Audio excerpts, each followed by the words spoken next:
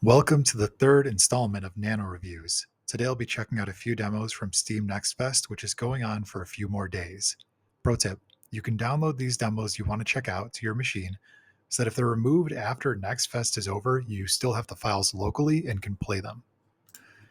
First up is Roguelite Deck Builder. This is by the same developer as goblinAmerica.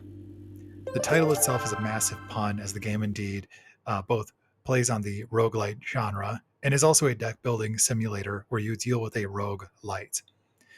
You must build a deck for your husband by swinging your hammer with your mouse and hitting the nail and any bugs that cross your path. This kind of physics based core gameplay reminded me of Arctic Eggs, another simulator game with an interesting narrative wrapped around it. This demo, while short and sweet, hints at a larger meta-narrative similar to Inscryption, as well as some interesting upgrades you can make as you progress towards freedom in your deck building work. Worth checking it out for sure.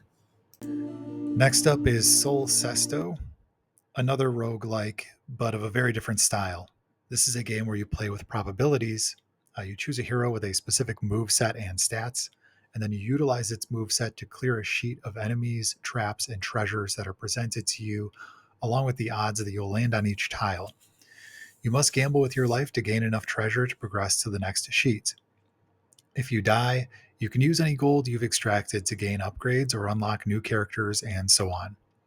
Between each sheet, there's a chance that you will be able to grab an upgrade that will shift some probabilities in your favor and other probabilities against you. You might also come across item shops where you could pick up consumables. Overall, a very interesting entry in the somewhat saturated genre of roguelikes.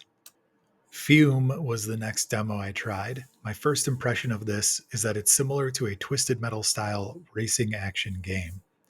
The demo is very heavily focused on combat with no hint of what the game's final narrative or structure will be, though I suspect it will be more mission based. The last third of the demo culminates in a boss battle of sorts against a giant machine, which you then climb into for some platforming. The platforming was a bit of a dud for me personally, though it may be appealing to some. I had some trouble mastering the controls with a mouse and keyboard, and would suggest trying a controller, assuming that the game supports it. That said, I'm looking forward to seeing what the game's final structure is, as the combat portion was pretty fun.